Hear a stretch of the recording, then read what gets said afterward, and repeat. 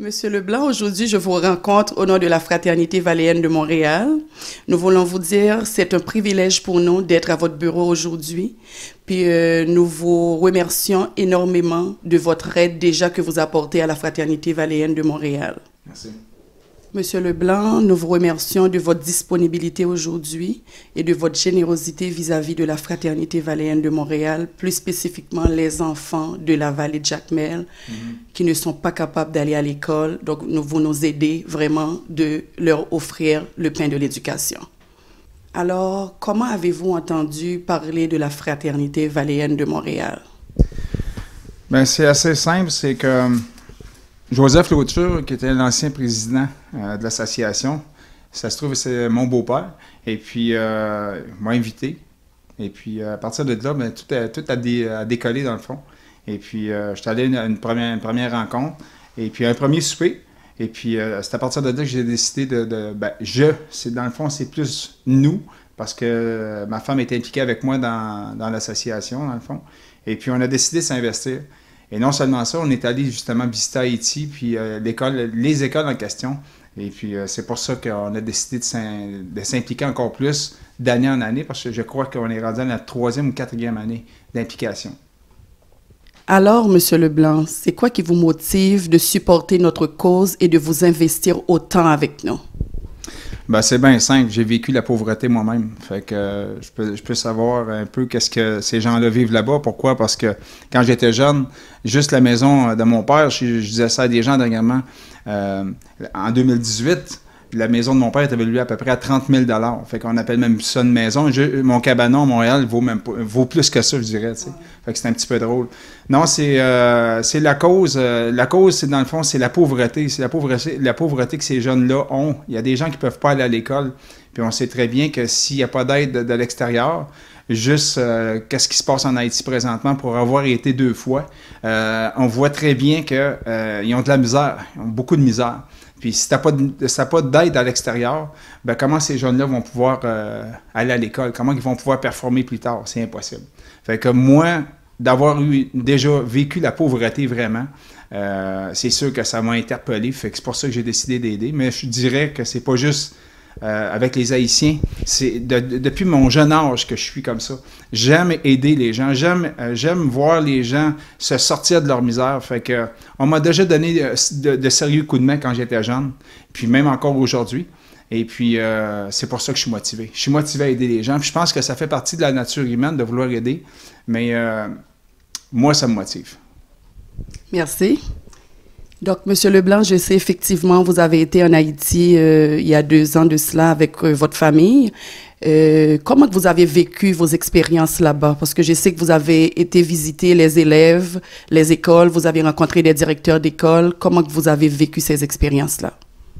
Moi, je te dirais que je ris parce que au premier coup d'œil, quand tu arrives en Haïti, c'est sûr et certain que tu vois que là, c'est vraiment un pays il y a une place qui est assez riche.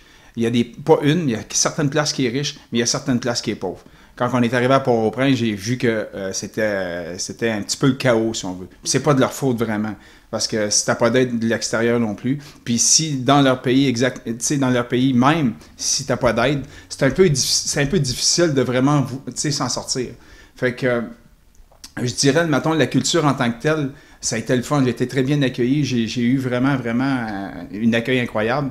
Dans la famille, surtout. On a visité plusieurs places. Ça a été vraiment le fun. On a visité des places où c'était vraiment riche, mais on a visité des places qui étaient pauvres, malheureusement. Okay. Fait que je te dirais que mon voyage, ça a été vraiment un beau voyage. Mon top 2 à date. OK. Ouais, parce que mon premier, ça a été la Martinique. On ne parlerait pas de la Martinique, mais mon top 2, ça a été vraiment Haïti. Pourquoi? Parce que je suis allé avec mon beau-père, j'ai visité les écoles, de voir les enfants aussi, de voir le sourire sur le visage des enfants, de voir les gens alentour où on est allé dans les restos, dans les boutiques, de voir la culture qui est là-bas, c'est incroyable. Il faut le voir, il faut le vivre, puis il faut le voir pour vraiment comprendre. T'sais. Exactement. Super. C'est quoi qui vous a le plus marqué durant votre visite en Haïti? C'est sûr, c'est la pauvreté. Hein? Les gens se plaignent. Moi, présentement, j'habite Montréal. Et puis, les gens se plaignent de certaines choses. Puis, je pense que dans le nord de l'Amérique, le problème qui arrive, c'est que tout est acquis. Sauf que quand tu arrives dans des pays comme ça, où ce que tu vois que les gens ont presque même pas rien à manger, ont pas de toit, ont pas d'argent, elles travaillent, il y a des madames que j'ai vues de 60 ans passés travailler dans la rue le soir, parmi des vidanges. Je vais vous dire une chose, si quelqu'un va là-bas et qu'il ne revient pas avec le cœur de vouloir aider, je pense qu'il manque un côté, humain à quelque part. Tout à fait. Fait que c'est un petit peu ça. Là, c'est bon. Avez-vous l'intention d'y retourner faire un tour? Écoutez, en fin de semaine, ma femme, elle se trouve à faire, dans le fond, elle fait de la peinture. Et puis, je suis allé en fin de semaine dans une exposition avec ma femme, puis j'ai rencontré un groupe de bikers, si tu veux. Je me rappelle plus c'est quoi le nom de cette gang-là encore. Sauf que je suis censé de retourner justement au mois d'août. Puis eux, ce qu'ils font, ils font un petit peu ce qu'on fait, mais je dirais à petite échelle, financièrement. Et puis, oui, je vais retourner avec eux autres. J'étais censé d'y retourner avec ma femme, mais ma femme a d'autres projets aussi. Des fois, elle va aller à d'autres places, puis c'est normal aussi. Mais je vais y retourner. C'est sûr que cette année, je vais y retourner avec la gang que j'ai rencontrée en fin de semaine. OK. Donc, nous vous disons déjà merci d'y penser, d'y retourner. Ben oui, il faut que j'y retourne. Je ne vais pas juste y retourner pour eux autres. C'est sûr que je vais aller voir où est-ce que les autres aident les gens, si tu veux. Mais je veux vraiment y retourner à l'école parce que j'aide certaines écoles là-bas. Fait que c'est sûr que je vais aller voir comment est-ce que ça fonctionne. Puis je vais aller voir aussi les jeunes. C'est mon but aussi d'y aller, là. C'est beau. Mais je vais y retourner avec ma femme encore une autre fois. Là. D'accord. Ça, c'est sûr. D'accord. Donc maintenant, si vous avez un message à faire aux gens qui nous écoutent actuellement, c'est quoi vous leur diriez? Moi, je dirais aux gens qui m'écoutent en ce moment, c'est bien simple. C'est que il va y avoir un souper qui va avoir lieu au mois de juin. Je pense que les prix des billets, je crois, c'est 30 ou 40 $.